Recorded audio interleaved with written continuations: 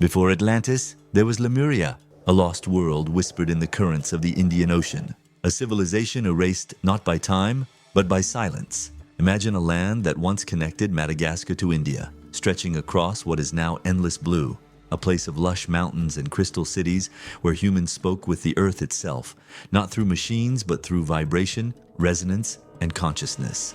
For centuries, sailors spoke of strange lights beneath the waves between Africa and Asia. Ancient Tamil hymns sang of Kumari Kandam, the motherland of humankind swallowed by the sea, and across the world, from Polynesia to Tibet, echoes of a drowned paradise appear.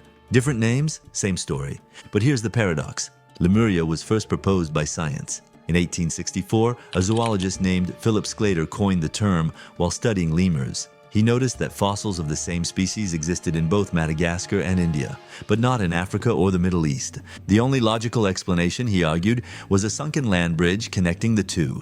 That hypothesis was meant to be geological, but soon it became something else, a myth reborn as memory. What if Lemuria wasn't just a lost continent, but a forgotten chapter of humanity? A civilization so ancient its knowledge shaped the very myths that came after, Atlantis included.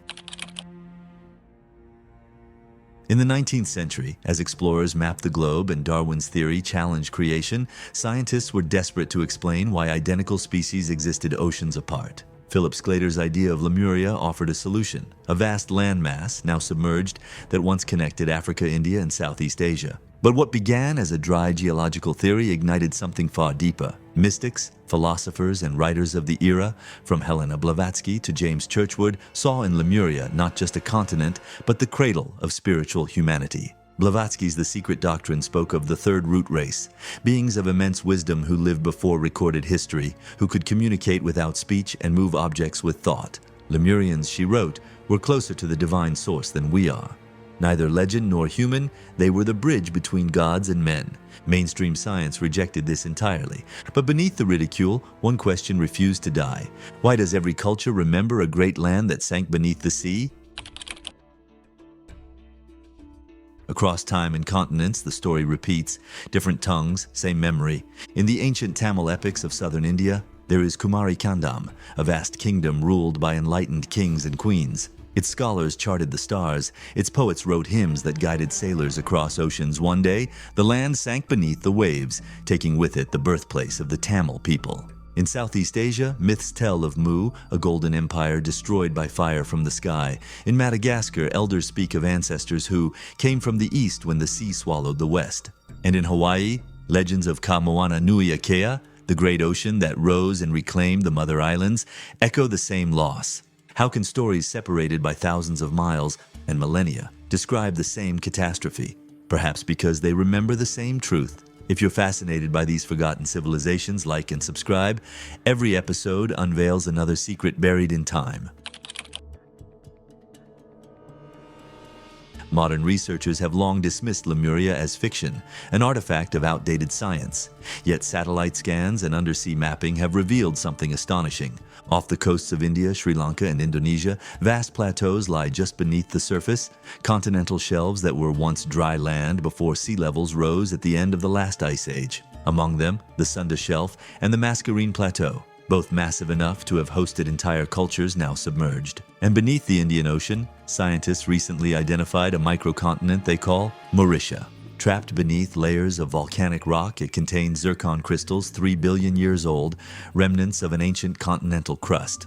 Coincidence? Or confirmation of a truth disguised as myth? If Lemuria did exist, it would have been a bridge between worlds, biologically and spiritually. A place where early humans learned not only to survive, but to understand the rhythms of Earth itself.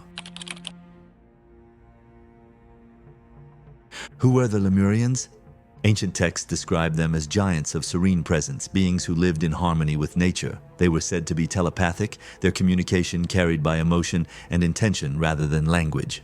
The Book of Jian, an esoteric Tibetan text cited by Blavatsky, describes them as beings of light who could see with the inner eye.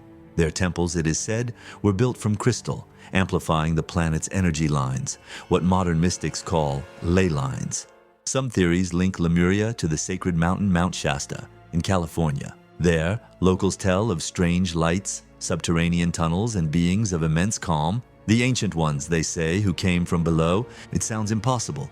And yet, indigenous legends across the Pacific, from Maori to Mayan, all speak of ancestors who came from beneath the waves, not the sky. Could it be that Lemuria's people survived their continent's fall, not by leaving Earth, but by retreating beneath it?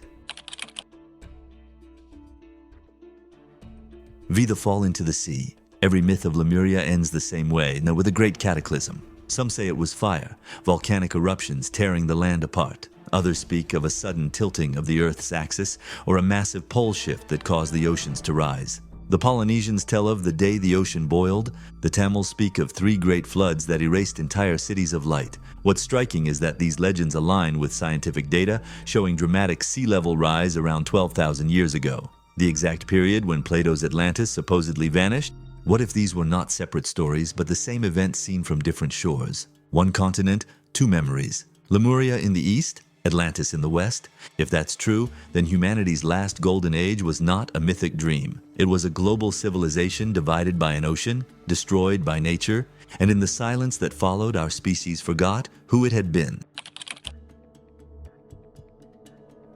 Archaeologists still find fragments that don't fit the timeline. Off the coast of Dwarka, India, an underwater city once thought to be mythical, divers have found stone walls and streets dating back 9,000 years. Off Yonaguni, near Japan, lies a massive underwater pyramid with precise angles and carvings. And in Tamil Nadu, megalithic structures align perfectly with star constellations, despite being thousands of years older than known civilization there. Each discovery whispers the same question. What if human history is far older than we believe? Even modern genetics adds intrigue. Some human mitochondrial DNA patterns trace back to a common source in the Indian Ocean region far earlier than migration models predict. It's as if an ancient lineage vanished, yet left its fingerprints in us all.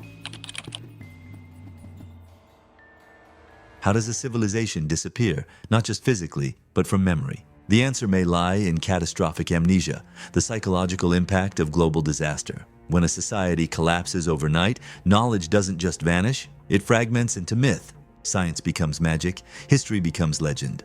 The Lemurians, if they existed, may have encoded their knowledge symbolically, in geometry, language, and myth. The lotus of India, the spiral of Polynesia, the trident of Shiva, the serpent of South America, all represent energy, regeneration, and vibration. These were not random symbols. They were mnemonics of memory, ways to preserve truth when words were lost.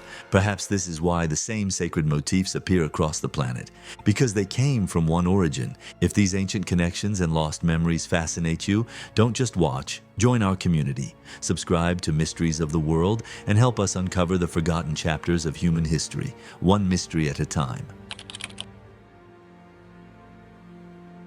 Atlantis has captured the Western imagination for millennia, but what few know is that Plato never claimed it was first. In his dialogues, he hinted that civilizations had risen and fallen before, cycles of destruction and rebirth. If Atlantis was one, Lemuria may have been the one before it. According to theosophical texts, Lemuria was destroyed so Atlantis could rise, each civilization refining human consciousness further. The Lemurians mastered harmony with nature, the Atlanteans mastered technology, and we, modern humanity, inherited both legacies but not their balance.